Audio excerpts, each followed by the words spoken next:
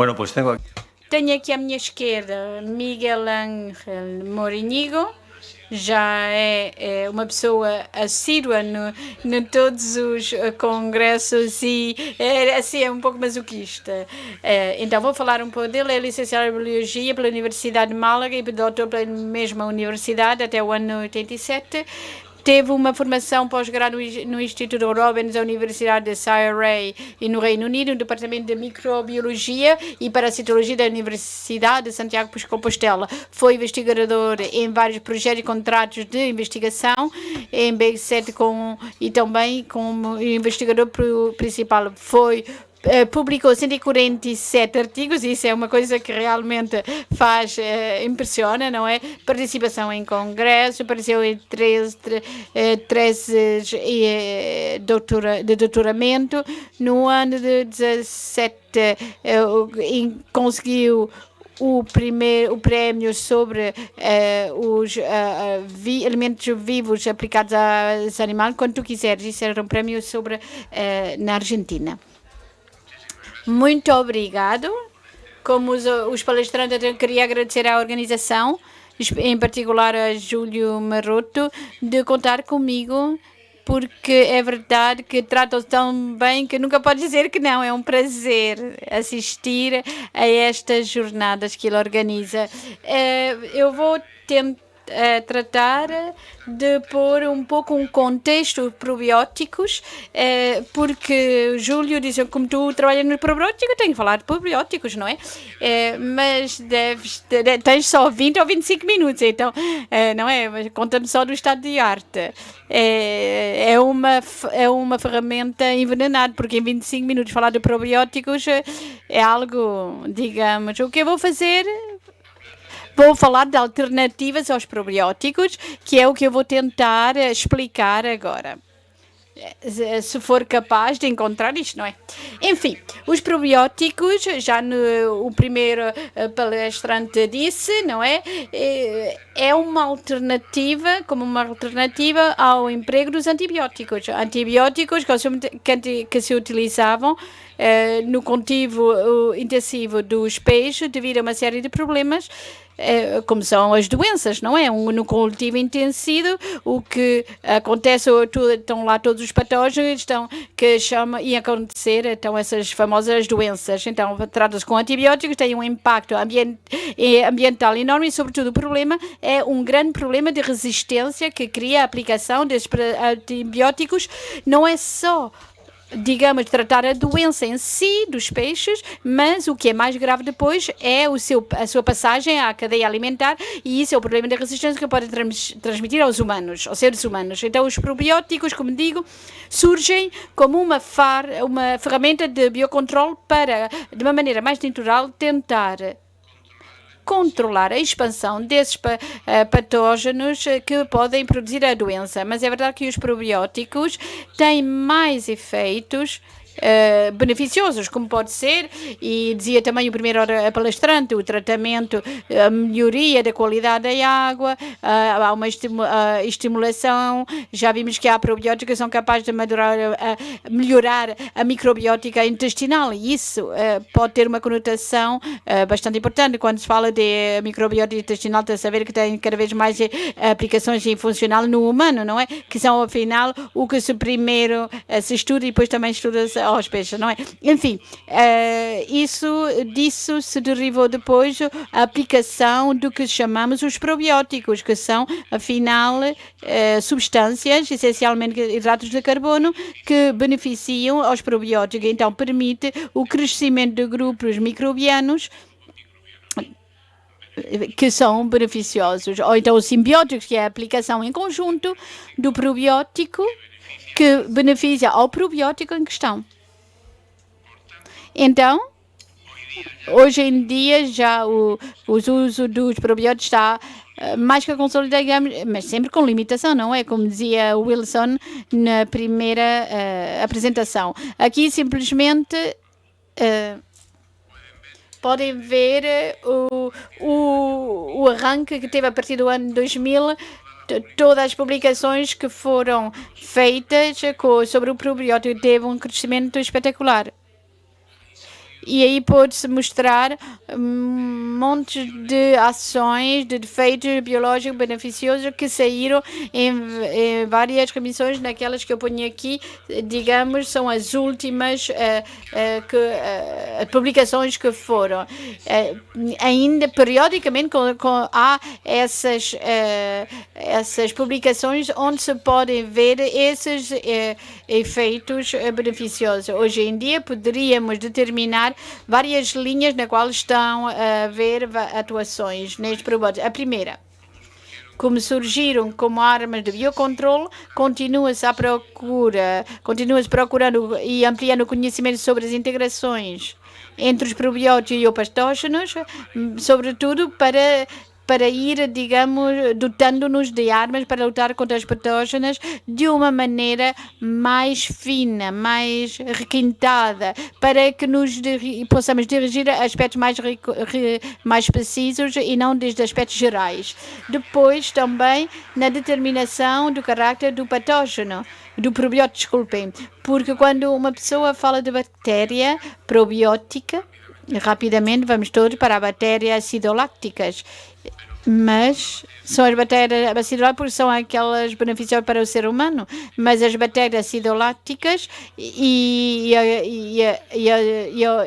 uma bactéria acidolática e a única que está afetada na União Europeia, que está aceita na União Europeia, realmente não é um grupo muito representativo dentro do que é a microbiótica dos peixes, porque são matérias beneficiosas que têm efeitos que são adequados, mas aí sempre há um debate entre aqueles que se dedicam ao probiótico. Utilizamos sempre probióticos alóctonos, ao caso nas filolácticas, ou procuramos um probiótico autóctono, porque se supõe que deve ser muito mais adaptado, estar adaptado ao peixe, ao organismo aquático, ao qual vamos aplicar. Então, eu digo, aí há um debate que complica tudo o tema, obviamente, mas também é verdade que quando falamos de caráter probiótico devemos começar a ver um conteúdo mais amplo das características deste probiótico, porque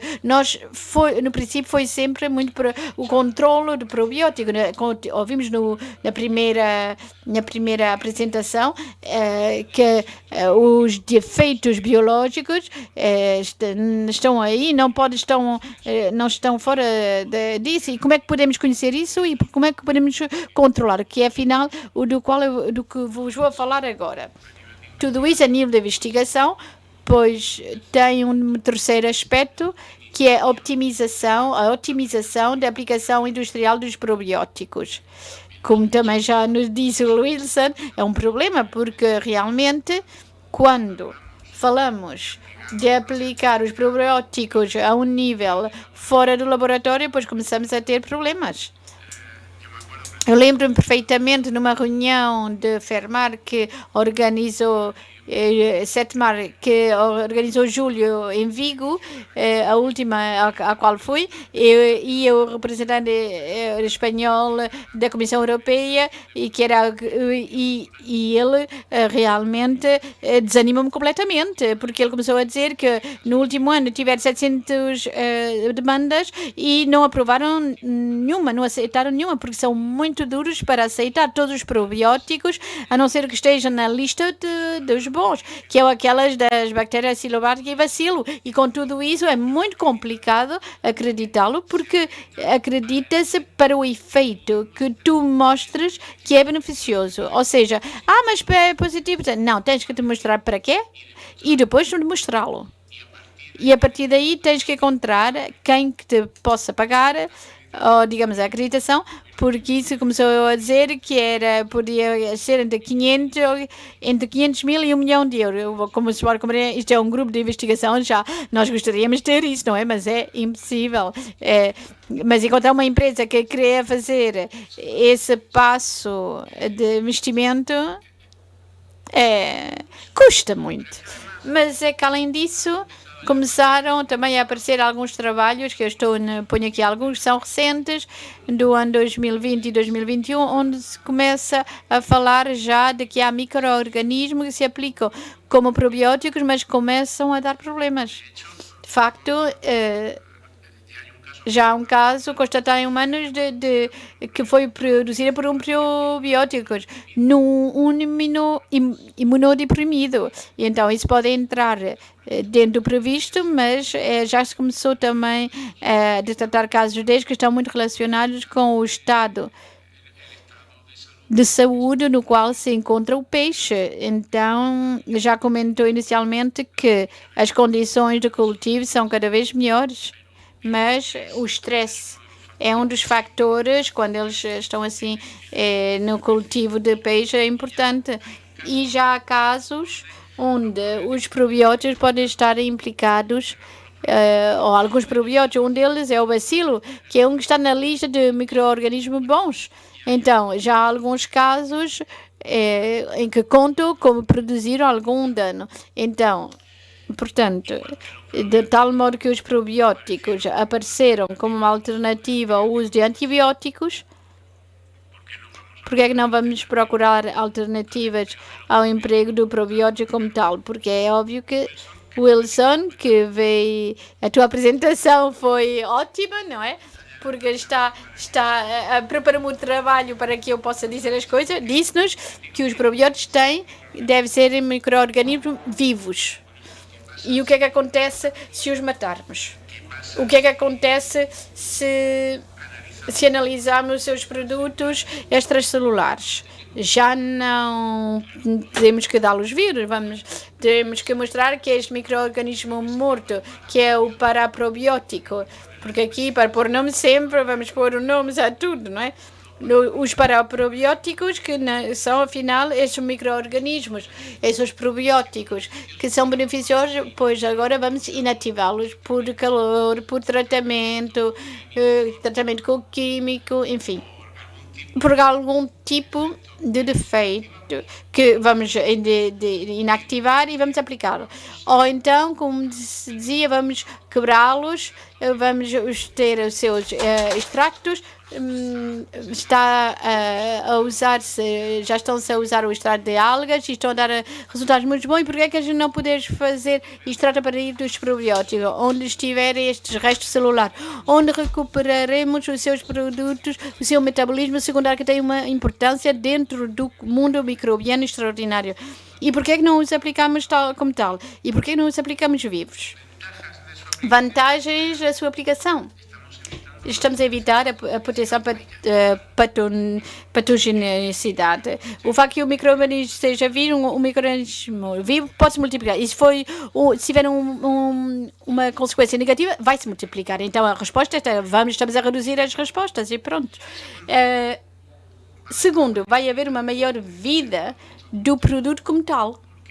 Porque em probiótico, quando se fez aqui a apresentação de como se podia preparar a ração, o alimento, viu-se que há etapas em que o probiótico pode-se matar. Há técnicas que podem preservá-lo, mas a redução da viabilidade são enormes. Ou seja, embora se encapsulem, porque não é o ambiente, quer dizer, os alimentos são ambientes agressivos para o micro-organismo, têm um potencial de água mínimo. Não são bons, ou seja, produzem uma grande alta de mortalidade. Nós chegamos a verificar que a viabilidade do probiótico que utilizamos como modelo para trabalhar vê-se reduzir a 90% nas primeiras 48 horas. Então, é um problema. Por outra parte, então, os paraprobióticos, e depois temos os pós-bióticos, que são de fácil assimilação e têm uma maior facilidade para armazená-los. Então, os probióticos é preciso evitar certas temperaturas ambientais como são as normais, deve estar refrigeradas, seja num lugar fresco, frio, enfim. Aí está o interesse, que cada vez é maior. Eu ponho aqui uma figura onde se pode ver perfeitamente as diferentes publicações que apareceram, não sei se foi no ano 2020 ou no ano 2021, que fazem referência para probióticos ou a postbióticos. Então, bactérias inativadas, então, próprios probióticos, enfim, há um interesse que cada vez mais importante na aplicação destes produtos. E é disso que eu vou falar agora e mostrar-vos alguns dos resultados que se obtiveram. E porque são interessantes? Têm interessantes porque o ideal seria ver que os efeitos beneficiosos que produzem os probióticos, nós somos capazes de repeti-los aplicando unicamente esses produtos extracelulares ou esses extratos. Mas partimos com uma vantagem importante nestes produtos extracelulares, nestes pós-bióticos, pois vamos ter os ácidos gordos da cadeia grossa que produz o organismo, vamos ter polissacáricos, vamos ter fatores de crescimento que produzem muitos, vamos ter diferentes componentes celulares que são aqueles que vamos ter que ensaiar. Mas que além disso, não sei se isto posso ver, funciona isto? Sim, muito bem. Isto aqui que eu vou dizer é uma curva de crescimento bacteriano, uma típica curva de crescimento bacteriano, onde se vê a fase de adaptação, a fase exponencial, que é quando o micro-organismo está a crescer a uma velocidade muito alta, e depois temos a fase que é estacionária, que é aquela quando começa a aparecer, quando começa a faltar um nutriente, que é um nutriente limitado, e nessa fase estacionária é muito interessante porque o organismo vai produzir uma série de metabolitos secundários e a maior parte deles vão ser ou para poder aproveitar substâncias nutritivas alternativas que nesse momento não utilizar porque não foi precisa e utilizou outra mais fácil, ou começa a produzir substâncias que vão lhe permitir tirar competência do meio. Por exemplo, os antibióticos que estamos a utilizar normalmente, pois obtêm-se na fase de estacionalidade. Então, o que é que quer dizer com isto? Que se nós somos capazes de criar as condições adequadas para que os micro-organismos possam exprimir o potencial que têm, esse potencial pós-biótico, porque hoje em dia podemos sequenciar um genoma microbiano, não é complicado e isso até é barato fazê-lo, não é? Não tenho nada a ver, sábado à tarde, que eu não sei, pois vou dizer, não é desse tipo, mas hoje em dia é bastante assumível, então uma vez que se sequencia, pode ver o potencial que tem o micro-organismo, porque o micro-organismo não está a expressar toda a informação que tem, mas essa informação vai expressá-la com base às respostas e ao ambiente no qual se encontra. E esse ambiente é aquele que podemos manipular, procurando esses micro-organismos, o que é que eles podem sintetizar e o que é que nós podemos aplicar, de tal modo que o que temos aqui são todos os fatores com os quais nós podemos jogar para fazer crescer o nosso probiótico nessas condições e depois analisar esses pós-bióticos e esses metabolitos secundários e podemos jogar, então, por exemplo, com a concentração de oxígeno, a microfilia, a aeronobices e até com a iluminação. Podemos jogar com a pressão, com os gradientes de pH, com as temperaturas, de tal modo que isto abre umas possibilidades extraordinárias. Só por dar-vos um exemplo, fizemos uma experiência, um experimento. Nós trabalhamos com um probiótico e que isolamos da pele da dourada. Não é uma matéria filorrática, é uma ciguanela. E é com a qual estivemos a trabalhar desde o ano 2002. Para tentar chegar a compreender as interações que acontecem entre os patógenos e o probiótico, e o probiótico e o hospedeiro.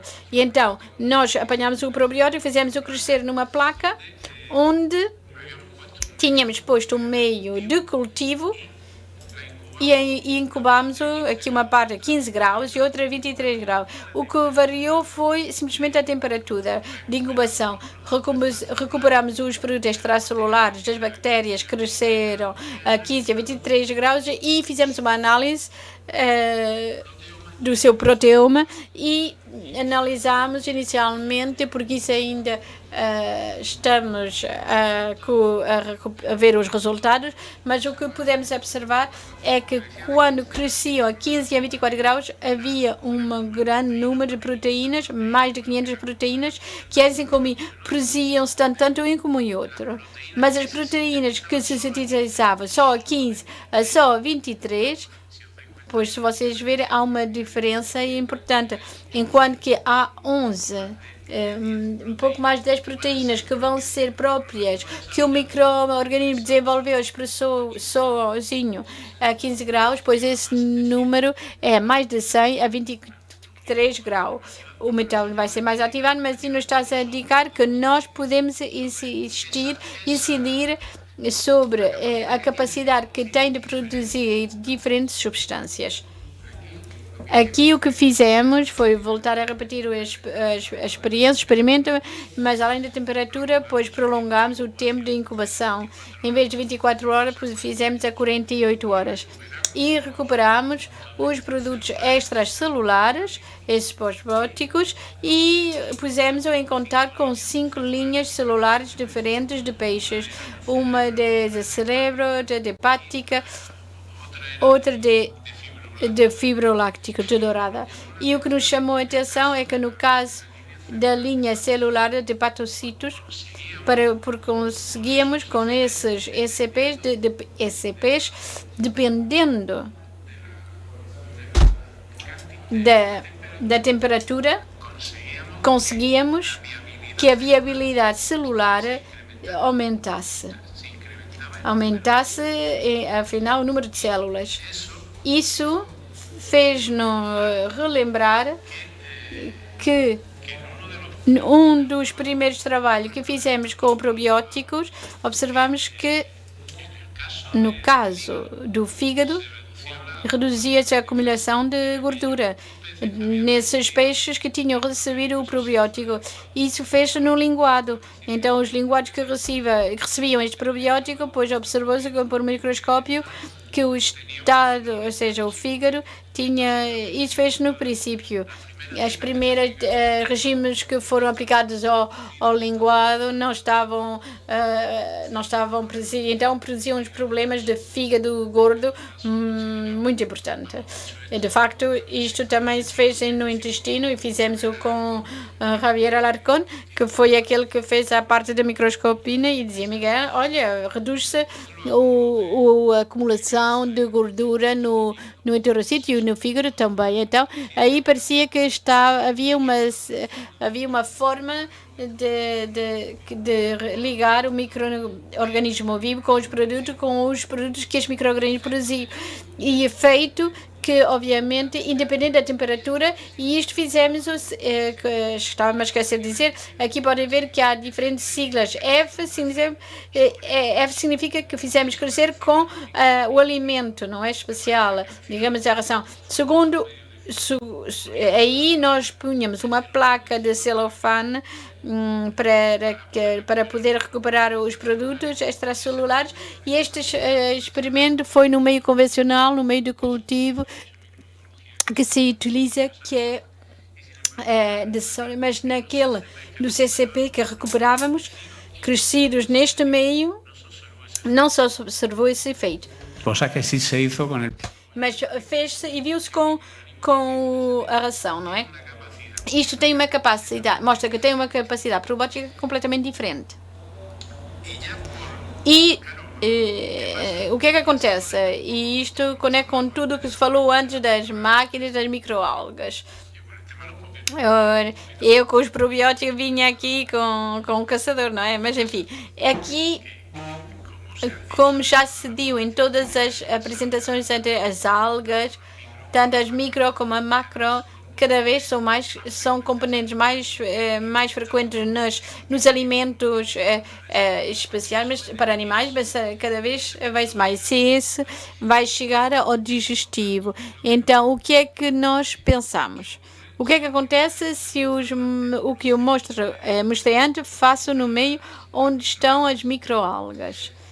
De modo que propusemos assim, voltamos a cultivar o nosso probiótico nesses meios que tinham microalgas,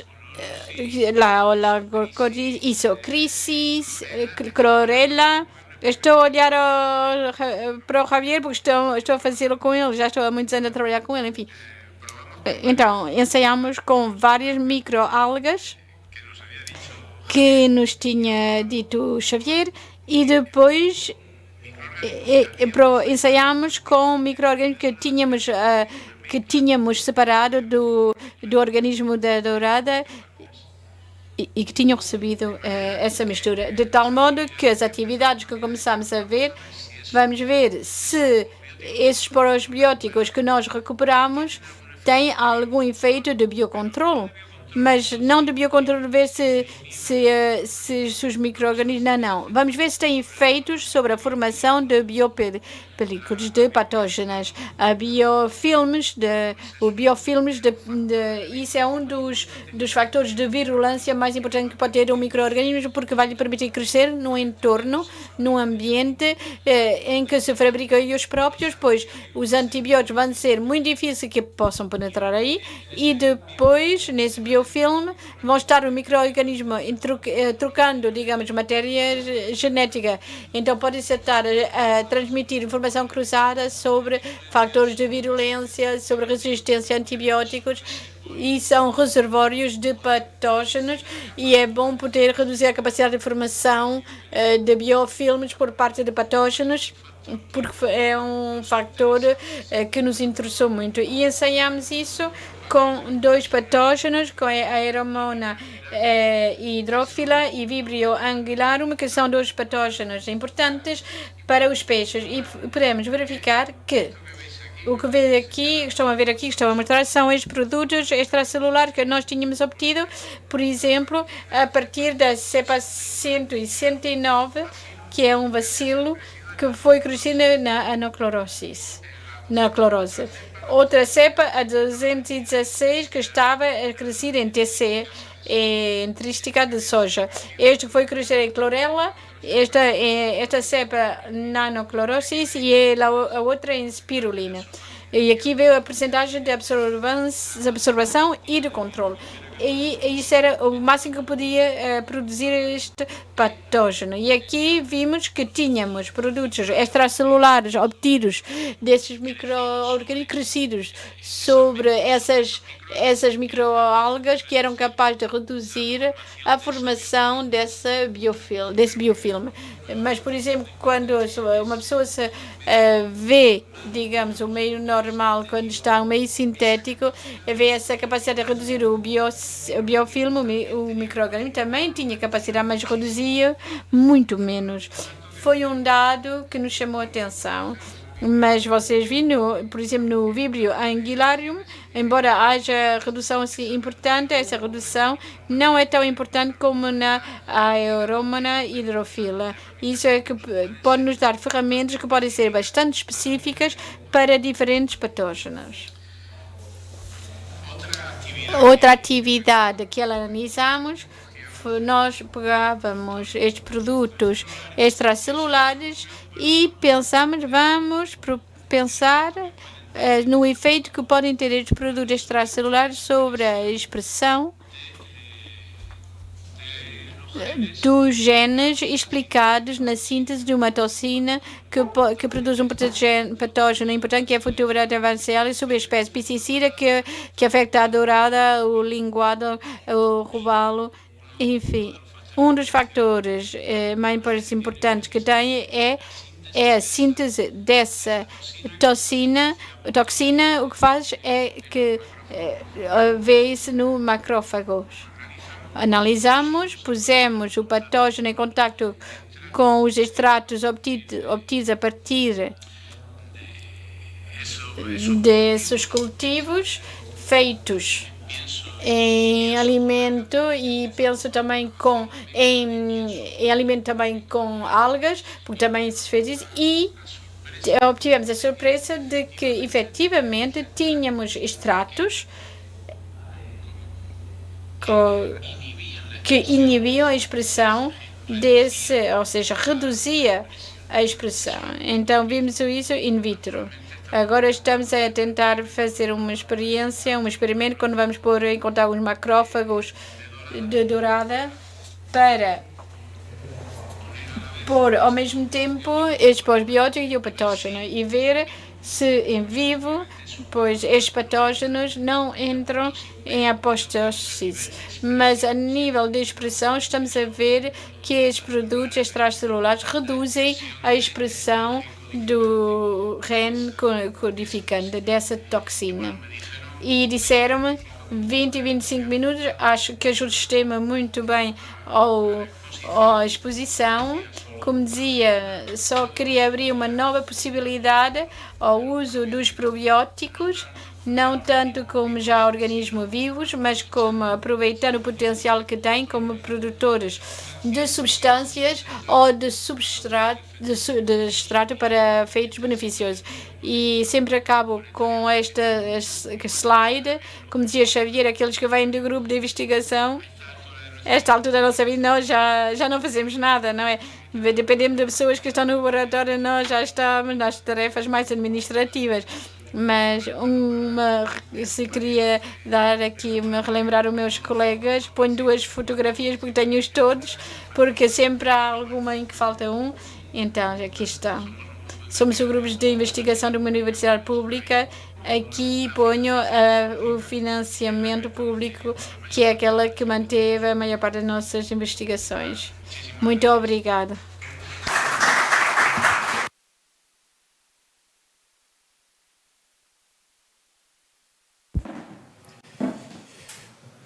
Muchas gracias. Obrigado, Miguel Ángel. Deu uma frescura e esteve brilhante como sempre. Não esperava menos de si. Estão a ver como temos que gostar dele? Há alguma pergunta na assistência? Sim, Wilson.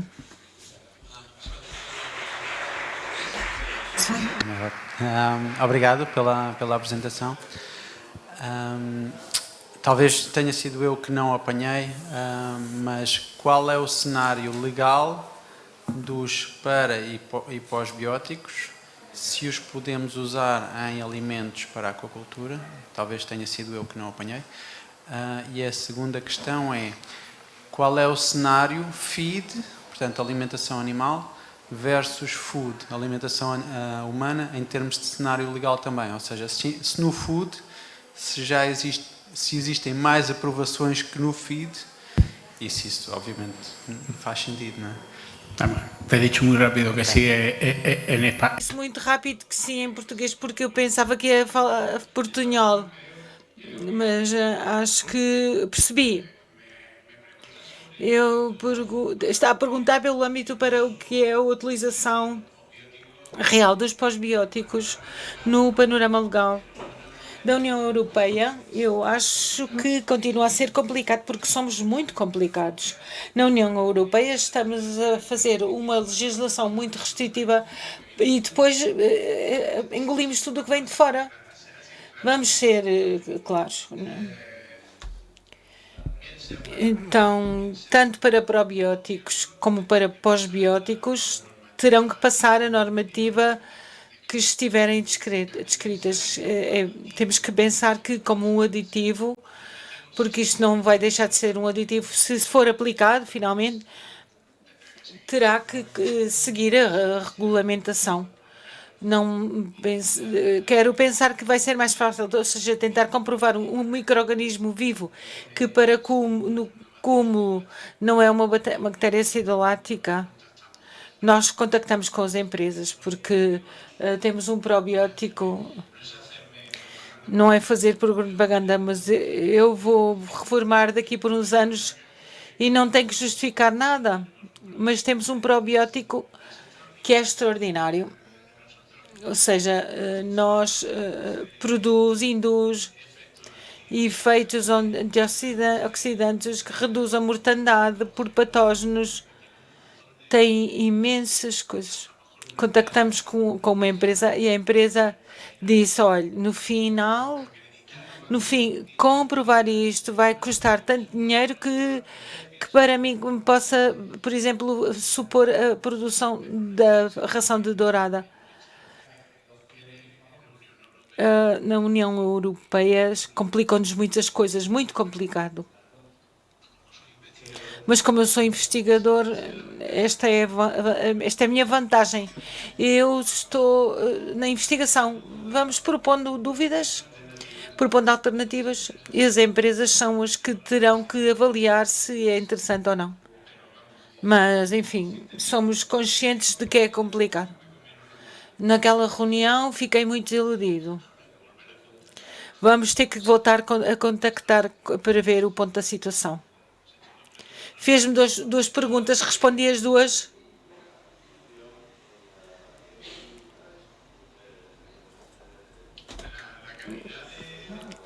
Es que no tenemos acceso a la sala. Probióticos para a alimentação humana, há mais do que no feed, ou seja, nós no feed só temos um que esteja aprovado. E no food, há mais ou é apenas um e também são bactérias ácido láticas? Vamos a ver, es que no sé si lo he entendido. Não sei se percebi bem.